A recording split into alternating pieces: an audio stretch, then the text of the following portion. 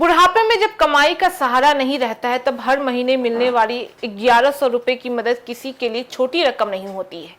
बिहार में अब 98 लाख से ज्यादा बुजुर्गों, विधवाओं और दिव्यांग पेंशन अधिकारियों के लिए बड़ी खबर आ गई है। मुख्यमंत्री सम्राट चौधरी ने एक साथ करीब 1100 करोड़ रुपए की पेंशन राशि डीबीटी के जरिए खातों में भेज दी है। लेकिन सबसे बड़ी बात यह है कि अब पेंशन के लिए एक तय तारीख भी रखी गई है।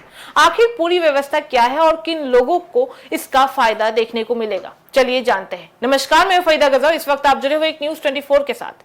देखिए, बिहार सरकार ने सामाजिक सुरक्षा पेंशन को लेकर बड़ा कदम उठा लिया है। राज्य के 98 लाख से ज्यादा बुजुर्गों, विधवाओं और दिव्यांग लोगों के बैंक खातों में 1100 रुपए का मासिक पेंशन भेजी गई है। साथ ही सरकार ने हर महीने की 10 तारीख को पेंशन भुगतान करने की व्यवस्था भी कर दी है। अब आसान भाषा में आपको पूरी खबर समझाते हैं। देखिए, दरअसल बिहार सरकार सामाजिक सुरक्षा पेंशन योजना के तहत बुजुर्गों, विधवाओं और दिव्यांग को आर्थिक मदद भी देती है। मुख्यमंत्री सम्राट चौधरी ने सोमवार को एक कार्यक्रम के दौरान ही डीबीटी यानी डायरेक्ट बेनिफिट ट्रांसफर के जरिए ही 98 लाख से ज्यादा लाभार्थियों के खातों में पेंशन की राशि भेजी है। बताया भी गया है कि इस दौरान करीब 1100 करोड़ रुपए की रकम ट्रांसफर भी की गई है। इसका सीधा मतलब है कि अब बड़ी संख्या में लोगों को हर महीने आर्थिक मदद भी देखने को मिलेगी। खासकर उन लोगों के लिए यह पैसा काफी अहम है जिनकी नियमित कमाई नहीं होती है। इस राशि का इस्तेमाल दवा, राशन और रोजमर्रा की जरूरतों के लिए भी किया जा सकता है। अब सबसे बड़ी बात है कि पेंशन की रकम को लेकर पहले सामाजिक सुरक्षा पेंशन के तहत 400 रुपए हर महीने मिला भी करते थे। राज्य सरकार ने इसे बढ़ाकर 1100 रुपए भी कर दिया है, यानी पहले के मुकाबले हर महीने 700 रुपए ज्यादा भी मिलेंगे। अब इस योजना में 60 साल या उससे ज्यादा उम्र के बुजुर्गों के अलावा पात्र विधवाओं और दिव्यांग लोगों को भी अलग अलग सामाजिक सुरक्षा योजनाओं के तहत ही लाभ भी दिया जाता है। दरअसल बता दें कि सरकार ने पेंशन भुगतान को लेकर एक तय तारीख भी बता दी है। अब हर महीने की 10 तारीख को बिहार पेंशन दिवस के रूप में भी रखा गया है। कोशिश की जाएगी कि इसी तय तारीख के आसपास पात्र लोगों के बैंक खातों में पेंशन की रकम भी पहुंच जाए।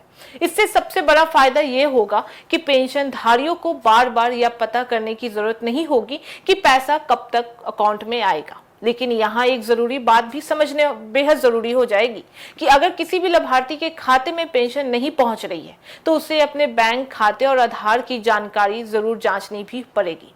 मुख्यमंत्री ने ऐसे लोगों के आधार को बैंक खातों से लिंक कराने की अपील भी कर दी है, क्योंकि डीबीटी के जरिए पैसे सीधे बैंक खाते में जाता है और इसके लिए बैंक खाते से जुड़ी हुई जानकारी सही होना भी जरूरी होता है। वहीं बता दें कि 60 साल या उससे ज्यादा उम्र के ऐसे बुजुर्ग जो पात्र हैं लेकिन अभी तक पेंशन का लाभ नहीं ले पा रहे हैं, उन्हें आवेदन कराने की अपील भी की गई है। यानी सरकार का फोकस सिर्फ मौजूदा लाभार्थियों तक पैसा पहुंचाने पर नहीं है, बल्कि पात्र लोगों को योजना से जोड़ने पर भी जुड़ी हुई है। सरकार का साफ कहना भी है कि गरीब, जरूरतमंद और कमजोर वर्ग के लोगों को सामाजिक सुरक्षा देना उनकी प्राथमिकता भी है। अब इस फैसले का असर सीधे उन परिवारों पर भी पड़ेगा जहां बुजुर्ग या दूसरे जरूरतमंद सदस्य अपनी रोजमर्रा की जरूरतों के लिए आर्थिक मदद पर निर्भर भी रहते हैं। 1100 रुपए हर महीने मिलने से उनकी छोटी बड़ी जरूरतों में कुछ राहत तो जरूर हो सकती है। हालांकि बता दें कि अब सबसे अहम सवाल यहीं पे उठता है कि हर महीने की 10 तारीख की पेंशन भेजने वाली यह व्यवस्था जमीन पर कितनी सफाई के साथ रहती है और जिन लोगों की पेंशन किसी कारण से रुकती है उनकी समस्या कितनी जल्दी दूर भी हो जाती है। कुल मिलाकर बिहार सरकार ने 98 लाख से ज्यादा पेंशन धारियों के लिए 1100 रुपए की मासिक मदद की व्यवस्था तो जरूर कर दी है और हर महीने की 10 तारीख को पेंशन भुगतान का लक्ष्य भी सामने रख दिया है। अब एक सवाल आप बताइएगा कि क्या 1100 रुपए की मासिक पेंशन बुजुर्ग और जरूरतमंद लोगों के लिए पर्याप्त होते हैं या फिर सरकार को इसे आगे और भी बढ़ा देना चाहिए? अपनी राय हमें कमेंट बॉक्स में जरूर बताइएगा। तो फिलहाल इस खबर में बस इतना ही। बाकी ऐसी तमाम खबरों के लिए देखते रहिए एक न्यूज 24। हर खबर सबसे पहले सबसे सटीक। वीडियो को लाइक करें, शेयर करें, चैनल को सब्सक्राइब करना ना भूलें। धन्यवाद।